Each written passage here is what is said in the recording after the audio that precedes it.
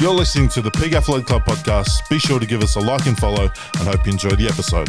We the PAC, this our part, I bet you like that. We them boys putting rugby back on the map. All the SCRAMS gotta go, Rucker rivals let them know. Thank you, Tony, and good afternoon, ladies and Tonys. You're listening to the PAC Podcast, powered by the PAC Athletic Club. If this is your first time joining us, we're a touring rugby club and reformed MEMEdia platform for the players. We're the voice of the people, and we're simply here to make rugby great again, one meme at a time. Like I said, we are the platform for the players, and we have a player we're calling in later, former Sydney Uni player Luke Ratcliff, now playing over in Portugal. So stay tuned for that, or head down to the timestamp and skip over to that interview. But my name is Sione, and joining me are our regular PAC Podcast Tony's Alfonso Augustino Macese and Chevich Vea, and back this time with video footage. You might have heard his voice when we had our Hong Kong 10s daily pod last year, but first time back on the pod, PAC Barbars coach Lavini Enardi. Welcome, coach. Yeah, welcome back. Welcome, coach. Thank you. All right. Now, this episode is proudly brought to you by Cheeky Biltong, the only time a cheeky snack is play on. So head to cheekysnacking.com. All right, now get things started. We will start with thank you, Tonys. Grateful for the week.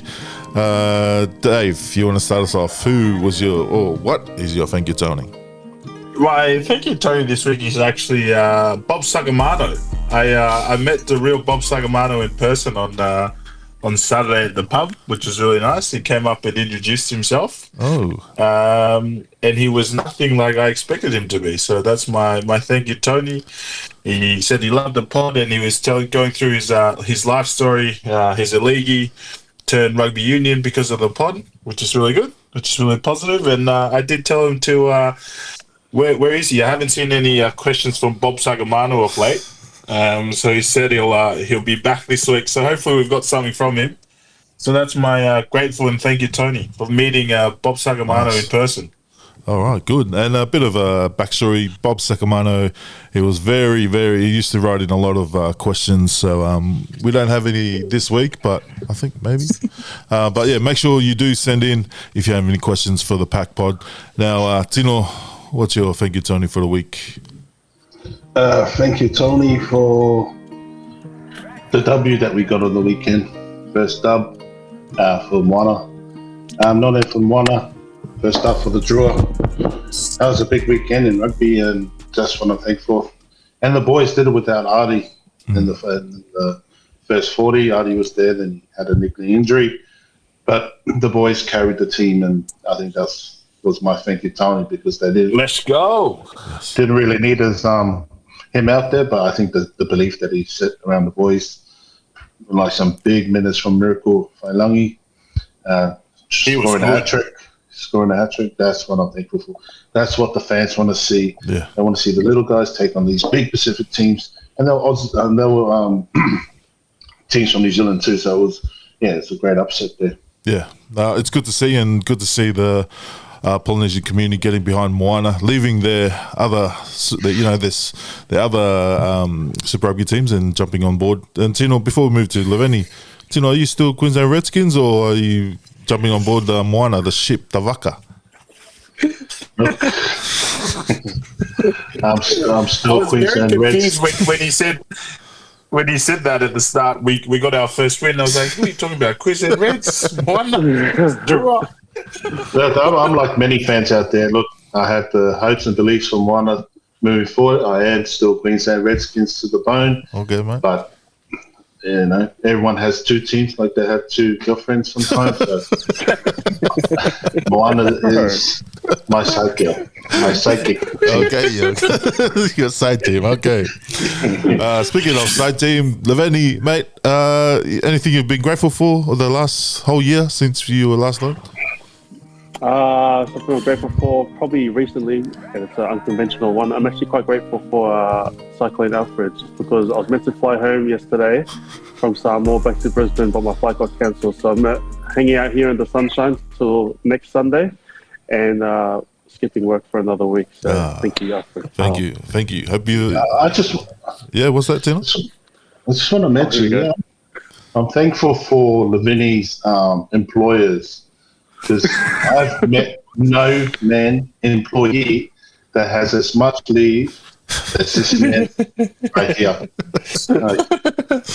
He almost be FIFO the way he works. Yeah. Except he's in the office, got a nice office. Except Find a job like that. yeah, that's me too. Thank you. Thank you. And my thank you is Luke Ratcliff. He will be on later. It was a nice little interview, so make sure you tune in for that. And then the second one, I've been in Sydney shooting the last week, and I had a few PAC celebrity sightings. Notably one, I was at Centennial Park, and some guy came up and looked at me strangely and then took his headphones out and then showed me his phone and he's listening to the PAC podcast. So thanks, mate. He was a bit shocked when I told him we don't have that many viewers each week. So make sure you share it. Make sure you share it around so we get some monies to keep the lights on, mate, before once I leave. So make sure you keep supporting the pod, and also thank you to everyone that keeps listening to the pod for some reason, which leads me into my SCRAMS. I had another celebrity sightings that was a SCRAMS. I had a few people go, "Oh, are you the guy from PAC?" And yeah. But this one, he's like, he came up to me, "Are you?" I thought he was going to say the guy from PAC, and then he's dropped, "Are you Drewski?" Because I was wearing my camo T-shirt. And I don't know if you know Drewski, but he's the big American influencer who's a fear country guy, just like myself. So that was a SCRAMS celebrity sighting for me. But Dave, what was your SCRAMS of the week? My SCRAMS of the week is Cyclone Alfred.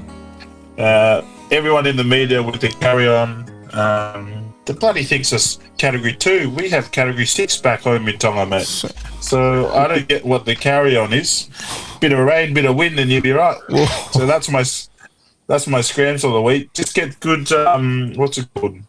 Ventilation, and you get all the flooding out. Whoa, disrespectful. Tino lost his power. But mate, Tino, what's your SCRAMS of the week? I won't go sucking out. I don't really have a SCRAMS, but I just have a message to those Energix workers that are trying to restore the power. If we can move more promptly, like they said, our power's been out since Saturday night, and we won't get power till Friday. So that's almost 7 days. I'm currently at the in-laws, and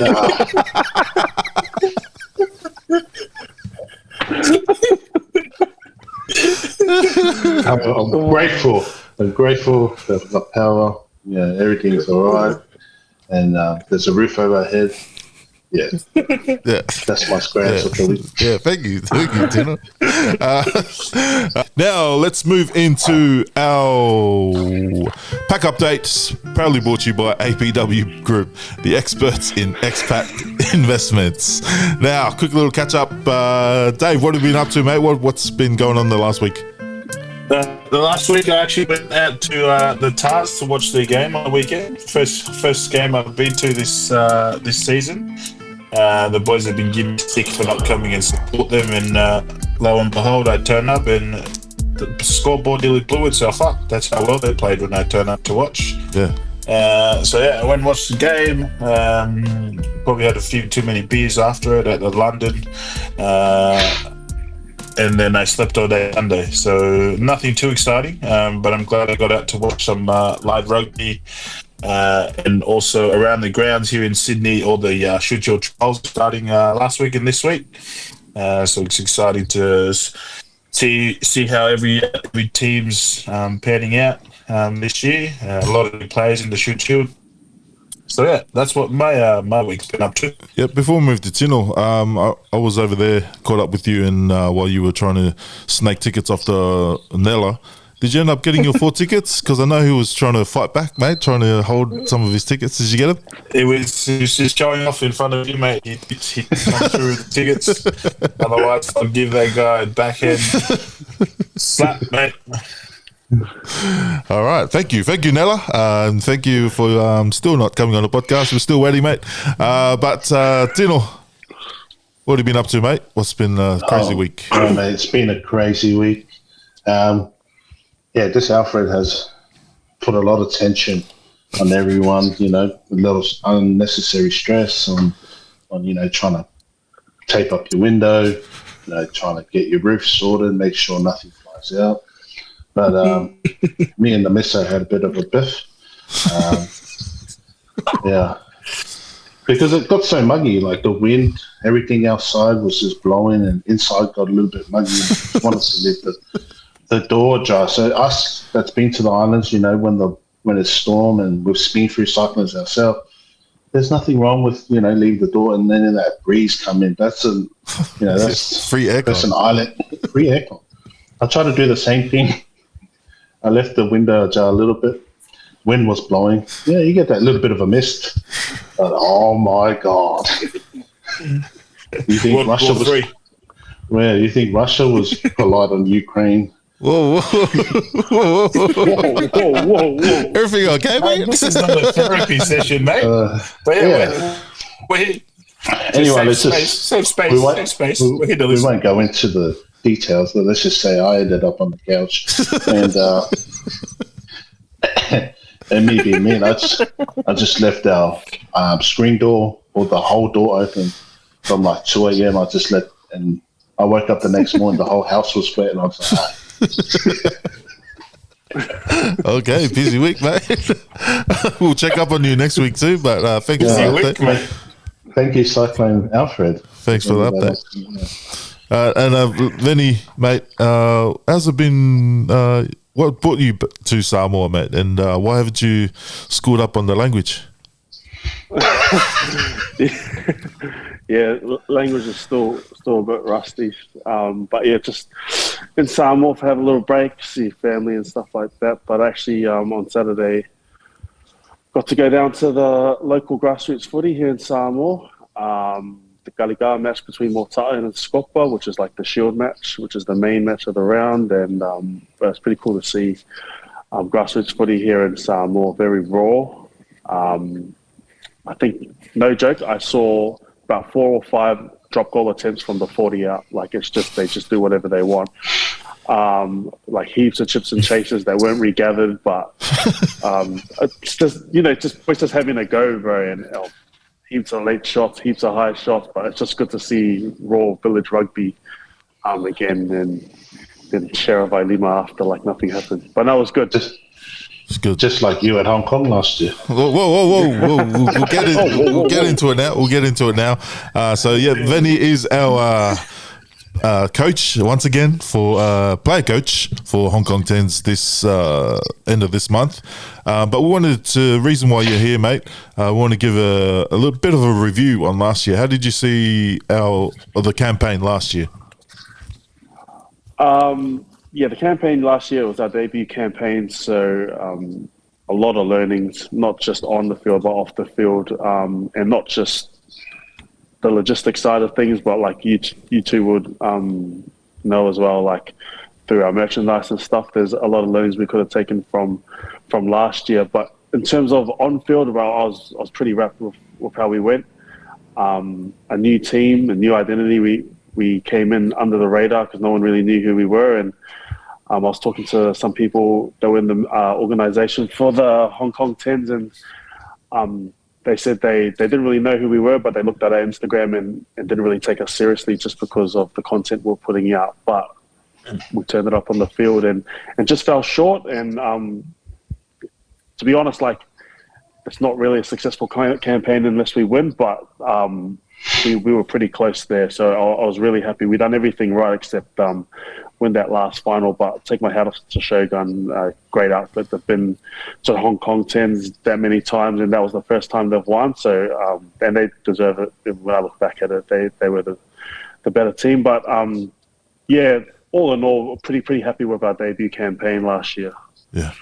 It's good that it's been some time, because that's not what you said about Showtime last year. But carry on. What about this year, Vinny? What's the challenge? How do we go? How do we go better? Any teams out there? Any new teams coming into this year that weren't there last year to look out for, or players? Yeah, there's a few new teams coming in to make it a stronger comp, which is always good. Samoa's taking a team. I was at the HPE last week, and they were saying they're sending their actual sevens national team, along with some big boys to do the prop work up front. But they'll be sending the national team over, so they'll be good. I heard overseas old boys will be pulling players from Canterbury Academy, so they should be solid. Traditions are always good with their backing with the New Zealand rugby players, sevens players. Shogun are always good. Tropics are there and about sometimes, but it should be a good comp. It's meant to be a stronger comp this year. But really, for our team, we'll just be looking to build on last year in terms of working on the game plan, how we can improve in terms of the 3 training sessions we have leading up to it, what we could do better, what didn't work last year, some things we have to do in terms of the players we put in last year and trying to build on type of playing group that would fit the mold of the game plan that we're trying to do. I've been working hard with Tom Connor, who was my captain, who's someone I've lent on a lot, not only for team selection, but the game plan and how to basically put all the pieces together to make a successful team. So shout out to Tom. But yeah, just really trying to build on the success and the learnings of last year and taking it to this year. Now that you mentioned Tom Connor, it's going to be my sorry to go back a step here. Tom Connor is going to be my second SCRAMS. Last weekend post game at the London, Tom Connor walked in. He's probably had a long lunch into the game, then come into the pub, and he's asking me who to recruit in the group and table of fobs that I'm sitting with. So I said, so it's like, oh, you sent him that Tongan kid, the young 25-year-old from two. Yeah. Because I said to him, I've told Sione about this bloke, and then he goes, oh yeah. I don't know how many words I said to him that went in and stuck in, but it sounds like he did send someone through, and so did message Sione on Saturday. So that's my SCRAMS. I don't know, is Tom Connor is recruiting at the pub on Saturday night after doing long lunches, 12,000 beers deep. Yeah, that could be wrong here. He sent me the Tongan bloke. He goes, bro, big raps on this kid. I've got a few good reviews. Apparently he's really good in playing traditions last year. And I'm thinking, bro, how does this boy from the eastern suburbs know this Tongan kid that plays in the Two Blues? But it was Dave that hooked them up. Going on what Dave was saying, how we saw Tom Connor at the London. I'm pretty sure if you watch Stan on the replay before the Waratahs ran out, I think he was standing in the tunnel waving the Taj flag. So I'm not sure if he was starting his recruitment from there, then he went to the London, or yeah, I was like, a case of getting Lungy Gleeson, because he came off last weekend. Maybe he's going to come off and prepare for Hong Kong Teds. Oh, maybe. Yeah, last year, is there anything you're going to change in the prep? Is there anything changing that you think that's going to make us go that one better? Yeah, there's a few adjustments we've made during the training sessions just to help everyone get on the same page. Because the thing with invitational tournaments like this, you've got so many people from different countries and different styles of rugby coming together, and everyone's just trying to. We can either play it two ways. You can have one guy from Fiji, Australia, New Zealand, and then just rely on everyone individually and just pass them the ball and say score the try. Or you could try gel as well as you can as a team. So that's the route we're going to try gel as a team. I've been talking to Tom, and there's a few things that we'll be adjusting with our training sessions just to make sure that everyone has clarity. So when you watch us play on the field, it just looks like we're a fluent team, but it's just because everyone knows that where they're meant to be in their roles. So a few things we're going to be changing in training just to make sure everyone's a bit more fluent and on the same page. So when we come to our first game, we're rolling. Oh, let's go. Make sure you tune in the last week of March. Any more questions before we get into No, I'm not going to say, are we going to reveal our team, but is there any marquee signings that PAC have that we can reveal, or are we going to keep that in the ship before we get to Hong Kong? Up to Sione. Do you want to drop one name? Who would be your number one draft pick? Let's start it off. Who would be your number one draft pick? my number one draft pick, and without putting too much pressure on the bloke, like the game plan revolves around him being an organizer, a talker, a guy with a good kicking game and good experience. It would be Teddy Teller. So he's our 5'8", and we brought him on to really pull the strings and get everyone working and singing on the same page. He's a Brisbane-based boy. I've played with him, played against him. Comes with a wealth of experience, got a kicking game, got a passing game, big talker. So that's why we brought him on this year to really drive the ship for us to go that one better. Let's go. All right. Let's go. What a signing. See, Teller. BBC. Oh, mate, he's been a diva too. He's like, can I come back on this day? Oh, I've got a something on this Saturday night. I need to fly on the Sunday. I'm thinking, mate, whatever we need to do, whatever we need to get you there, buddy. All righty. So lock in and make sure. I'll say it again. Get your tickets and get out there. Sounds like, in short, you brought him in to kick that last stop goal. Which is good, mate. See, I knew this guy. Whoa, mate. Hey, Ume, I love you, Ume. All right, thanks, Coach. Now we're going to go over It hurts, man. Now we're going to go over to Portugal and chat to Luke Ratcliff. Proudly brought to you by Skyscanner. Next time you're looking to book flights, accommodation, or car rental, hit that link in the description or the link in our Instagram bio and follow the Skyscanner link for the best competitive prices. I'll do a quick little intro and then we'll get into it, mate. Nothing too serious, mate. Just a little catch up, see how you are. And also, we needed a bit of diversity. Too many blacks lately on the pod. So, alrighty. Our next guest on the pod hails from the humble Sydney University Club in the Shute Shield. He's over in Coimbra in Portugal now, playing for Academica club in the Portuguese top league. Please welcome Luke Ratcliff. What an intro. Boys. Thanks for having me on. I was actually pretty surprised it's taken you this long to actually get me on the podcast. After the success of the last time, far out. Yeah. Right, happy to be here. Hey, relax. Yeah. Be humble, mate. Be humble. Happy New Year. Before we cut this one short. And I hope you're enjoying Portugal. Firstly, how did you get this opportunity to go over? Are you part Portuguese as well? I'm not part Portuguese, even though David likes to remind me. No, just through my manager, I just got a message saying, like, there's an opportunity over here. I've always wanted to live in Europe and to go play footy somewhere else. So just thought, if I was going to do it now, I'm 25 now. If I'm not going to do it, I may as well take the opportunity and do it now. And loving it over here. It's great. I played a season over there for Cascais. And we had about three of us Aussies. How many foreigners is in your team, or are you taking up the entire salary cap? Nah, Just like how you take up all the salary cap on deck, mate. No, none of that. No, we've got one of the Aussie here. He's from Perth. We've got one Brazilian, two Argentinians, and then we've got two Kiwis as well. All right. But a lot of Portuguese as well. Yeah, nice. You're over there now. What do you miss most about being home? Probably the boys, to be honest. Yeah. Miss Tavita's kitchen and the couch and the couch there. Probably just the boys. And to be honest, like I miss summer as well in Australia. I'm waking up every morning and everyone's at Clovelly Beach, no clothes on. Like that's probably what I'm missing the most. Mate, Euro summer's coming though, so mate, it's gonna be massive if you stay over during summer. Are you planning to stay over during summer?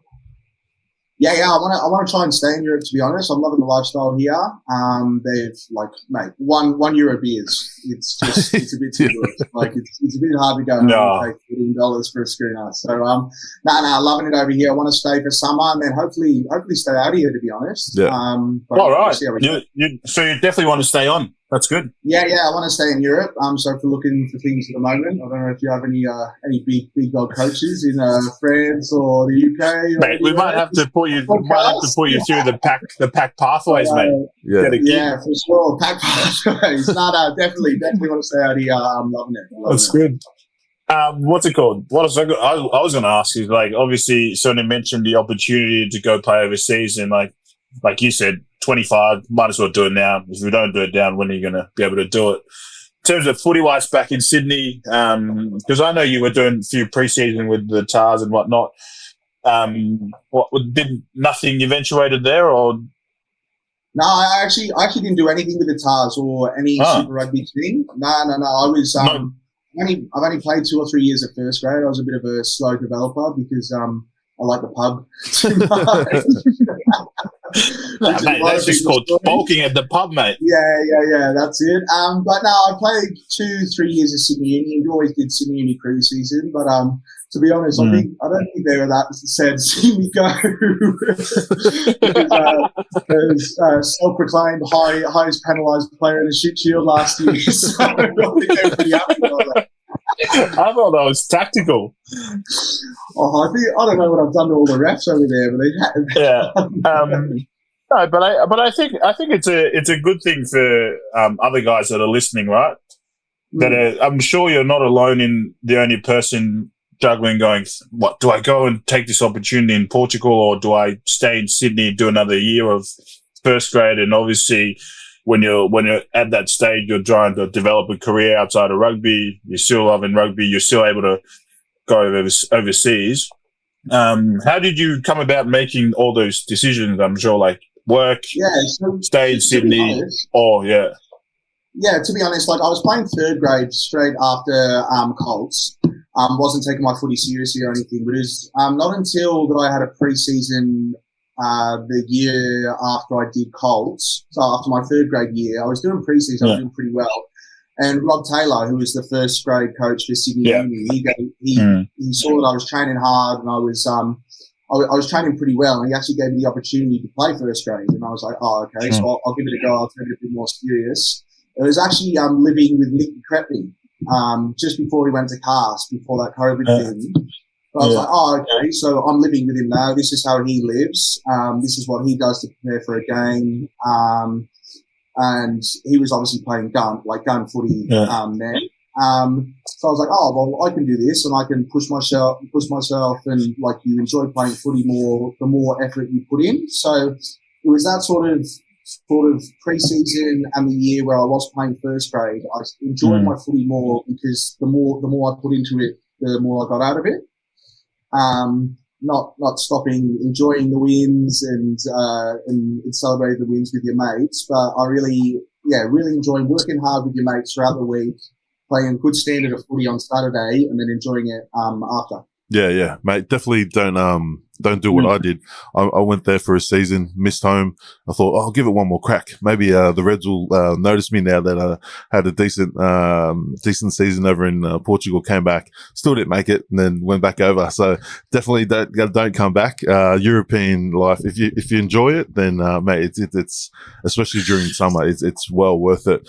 But what I found hard over there is obviously the KFC was terrible over there. What are the sort of differences during rugby? Like I thought, when I was there, I thought it was probably second grade standard. There was still each team had probably 1 or 2 decent superstars, but the standard was sort of like, second grade. What's the standard over there now? Yeah, it's really similar. So it would be second grade standards. With, as you said, like the international guys, they do get in, whether that be from a lot of Argentinians, lots of Kiwis over here. So there'll be probably 5 players in each team that would be that first grade to Super Rugby standards. Yeah. But the thing that I found most here is that because Portugal have only started playing footy seriously the past 3, 4, 5 years. But their skills are a little bit behind, their line out and things are a little bit behind. But the thing that I think they really compete with would be in shoot shield is their physicality. Yeah. Oh wow.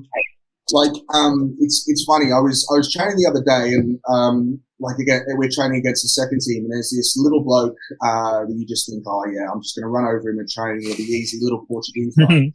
He fucking flattens me, and I was like, like dead set flattens me, and I was like, what has happened? And I was talking to the boys afterwards, and he's a bullfighter. There's heaps of guys in like, oh god, what they do in like their off season, like this is just their social, just to like keep fit, just like play with their mates. But like in summer, they're bullfighting. So they've got these 400-kilo bulls running at them, like full pelt like this. And then they tackle them. I'll send you a video. And they tackle them full on. And the aim of it is not to like ride the bull and not get kicked off. It's like in a team of 6, they all grab it and have to stop it from like stomping around and jamming you and stuff. So it turns out this one bloke in the second team that I've run into is the guy who's the first guy who tackles the ball. So he's got to grab the head like this and take it full on, full pelt, and then all 6 of his mates comes in. One of them grabs the tail because apparently that calms it down a bit. I was like, no wonder he's fucking flattening me. He's used to a 40-kilo bull running into him. He's got some mouse bloke running at him.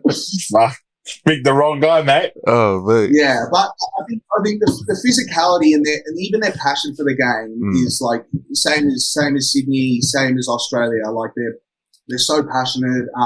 And fuck, like they hit hard. It's just like they're just catching up with the skills and people playing when they're younger because they all grew up playing soccer. So they're all catching up in those sort of things. Yeah, nice. And bus trips. We used to enjoy our bus trips, especially that 9-hour one up north. Do you guys have a good crack at the bus trips? Since you guys are about 2 hours away from Lisbon. Yeah, so we're 2 hours away from Lisbon, about an hour and a half from Porto. So, oh God, Porto, great spot. Yeah, I'm actually going there this weekend. But the bus trips, they just even like we lost the game, we lost pretty badly the other week, and I was like, oh, this is going to be really, really depressing. But it's like they just switch, get on the bus. Yeah. There's 2 Eskies full of piss. They put their Brazilian dance music on. They're singing. There's a bit of nudity. Like the bus. Yeah. There's a bit of that sort of stuff. And then they stop off halfway, and then all the beers are gone halfway. So then they just rinse this like 7-Eleven of all their beers. So then they stop up and all their beers. Then we go back, rinse them of all their beers. They're like these big liter bottles of Super Bock. Yeah. So you just sip those on the way home. And then the thing is, you get back here maybe about 9 o'clock, right? And all the boys go home. And I was like, oh, well, fuck. I'm going to keep drinking. Because they start drinking so late here, they'll go home, have an hour nap. Then we have team dinner about from like 10:30 till 11:30. And then they go out to the clubs at like 12:30, 1 o'clock in the morning. That's when they start opening the clubs and go out. Yeah. I was like, oh, a lot of getting used to that sort of stuff because it's not like Oh mate, yeah, it'll be a big shock like going out in Sydney, throwing a few hundy, and then you go out. I remember going out only spending like €20 or something on a night out over there, and like, what the hell, mate? I might save forever. The dollar euro beers are very, very hard to get used to. Oh. But any more questions, Dave, before we go to our blind ranking game? No, let's go on to our blind ranking. I want to see how we go. Actually, I wasn't going to say another question. Forgot to mention at the start of the pod, he might not qualify to play for Portugal, but he's by default lookalike. Look up the Chilean skipper. It's a dead ringer lookalike of our guest today. Yeah, the one that played in MLR. Martin Segren. Yeah. Yeah. On that, in case he's qualified for Chile. In case any international coaches are watching, do you qualify for any other country other than Australia? I do. I qualify for Wales and England. Oh. So yeah. Warren Gatlin's not there anymore. Well, they need all the help they can get, mate. Yeah. Yeah, mate. They need a bit of edge in their pack, I think. But I don't know if the Western Force coaches listen to this, but like they're creating a Sydney sort of dream team over there. At the moment. True. That is very true. He's not making enough tackles at the moment. Actually, before we get into the blind ranking, a lot of people go overseas, and some of them, you could pretty much start a new life. Nobody knows you over there. And I know some players go over and make up new positions that they've never played over here. Are you playing any new positions are you doing the same? You finding yourself in the centres? No comment.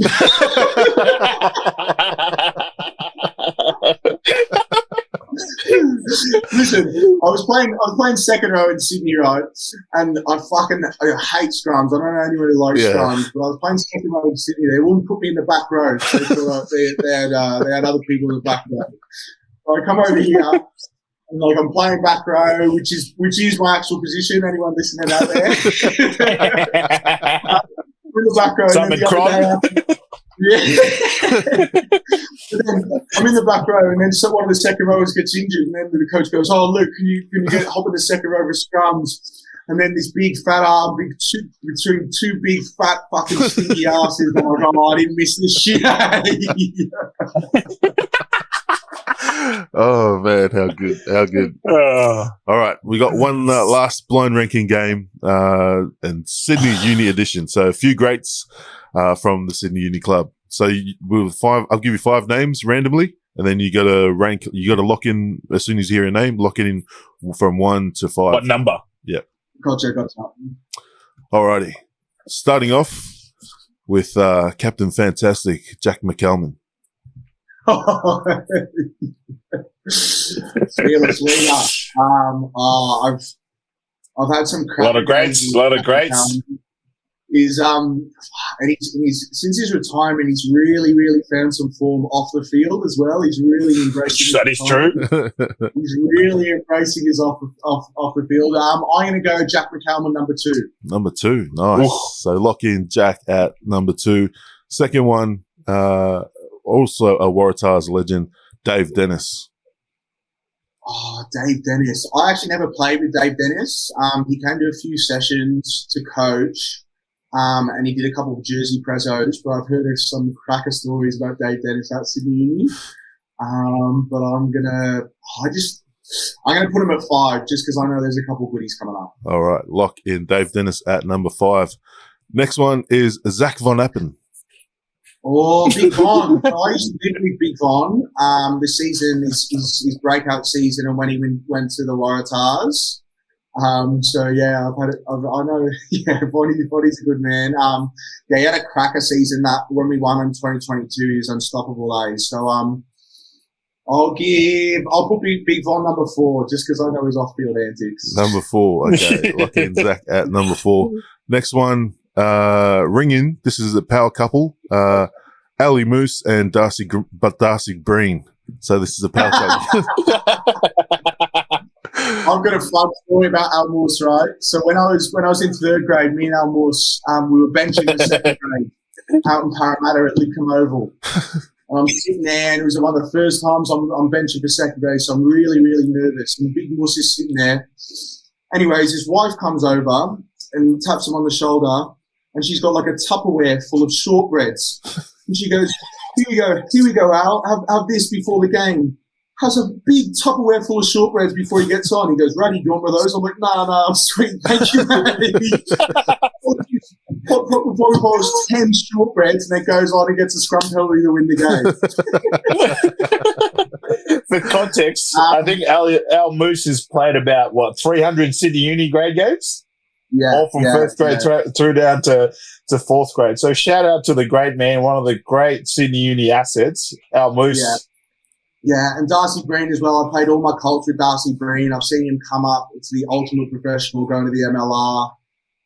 So I'm gonna put that at number 3. Hopefully we've got a good one at number 1. Locked in at number 3. And then lastly, he was the Aussie captain at the last World Cup, Will Skelton.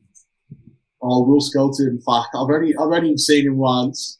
And I nearly shit myself. He's a big boy. He's a big boy. He did a jersey prezzo for us once, and I was expecting him to, what's it called? Be not shy, but when you meet Islanders for the first time, they're a bit reserved, a bit shy. But he was Sydney through and through. Spoke really like and heaps of respect for him. Obviously doing heaps well in France and. Does he have a chance to play in the Lions tour? Sorry, yeah. Like you get, yeah. I'm pretty sure he's going to choose from everywhere. So you might be a chance too. So just keep working. Yeah, I'll stop. I'll get off the 1 year ideas. Yeah. All right, mate. Number 1. Before we let you go, just want to give you opportunity. Do you want to give anyone a shout out back home or just in general? Oh, sorry, you put me on the spot here. I can't not give a shout out to my mate Connor O'Shea. So Connor O'Shea, we used to work together. Obviously, careful! You're going to shout out Connor O'Shea, mate. No work stories. But Connor O'Shea, he's still there, still a veteran. He's coming back from injury. There's been a big turnover of players at Sydney Uni. A lot of young blokes, a lot of new guys coming in. Trying to change the culture a little bit. Not change the culture, but do a lot better from last year. Yep. Common's been there for 12 years there now. Always put in the hard yards, enforcing the culture on and off the field. Nice. All right, mate. Thanks for jumping on, and best of luck for the remainder of the season. Legends. Thanks, guys. Hopefully I'll get through to the last time on the podcast. Between drinks, mate. Don't worry. Cheers, brother. All right, that was Luke Ratcliff. Nice little chat there with Dave and Luke. Now let's go to our Dear Tony, brought to you by nobody. All right. Dear Tony, this is you definitely don't listen to the podcast, but this is, we give advice, we give a bit of advice to some of our listeners that write in and want some help from their uncles. So this one is from, I'll keep it anonymous. Dear Tony, I recently caught up with an old flam I met over in the UK who just moved over to Australia. Last time we were a thing, I had hair, but now my hairline is like Freeney's old house. #gone. When we caught up last week, I had a hat on and she invited me over to dinner later this week. I'm a bit insecure about it, and I know from last time we were in Item, she was not a fan of baldies. Should I invest in a toupee or let her embrace the bald? All right. Someone's a bit insecure about the hairlines. Any advice? How about you start, Shonny? Because you're on the same boat. Mate. I'm still playing on, mate. But if you are buckle, mate, you just got to embrace it, mate. I reckon if he was him, you either get a wig and glue it on, or you go with a hat and also glue the hat on. What? Wear the hat to bed? Yeah, if you got a bed, wear the hat to bed. Why are you wearing beanie to bed? It's 40 degrees. Tino has no idea because his hairline goes the other way. It's creeping down to his eyebrows. I can't relate to that. No, I reckon play on it, go on there, be brave, release the hairline and see how you go, brother. Yeah, mate. If it's not meant to be, it's not meant to be. Hardy, mate. Never know. She might have changed since you last saw her. Yeah. All right.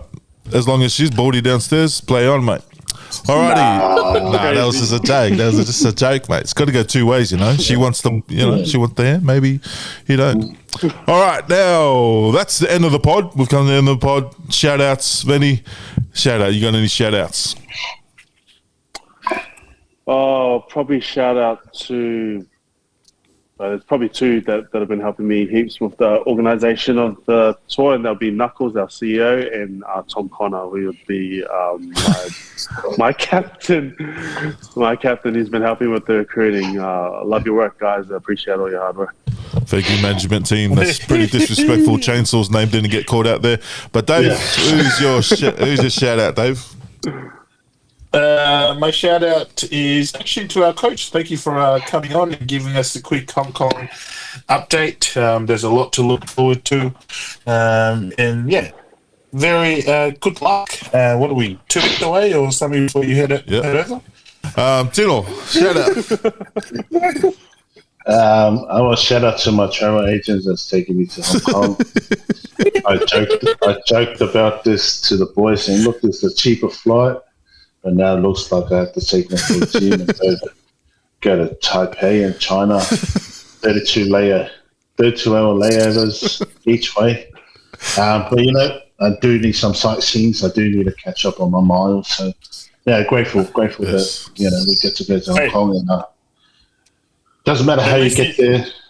It's Yeah, just I was going to say, at least you're going. I had to go tell work, just don't worry about that leave I put in. Just give it back. I don't need it anymore.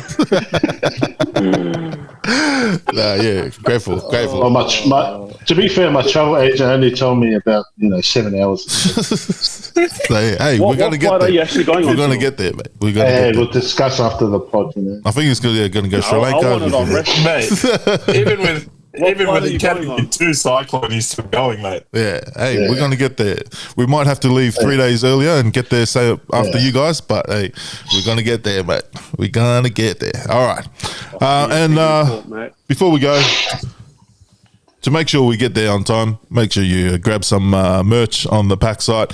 And for those that are buying this week, you'll get an extra little present in the things too. So make sure you jump on that, and make sure you like and subscribe. And as always, we finish with a song of the week. And Tino, you got any before I just go to my like for? No, you go. All right. I had one. It's too late. This is Hold Up by Emmett Fenn. Just came out. This is our song of the week. Guys, thanks for listening. Bit of doof to finish off. Have a great week. Thanks, Luke Ratcliff, for calling in. Let's see if we can keep the Sydney Uni trend going and get another Sydney Uni guest playing overseas. Make sure you tune in next week. Boys, thanks for coming. And we'll see you in Hong Kong. Coach. Thank you. Thank you, Tony. Okay.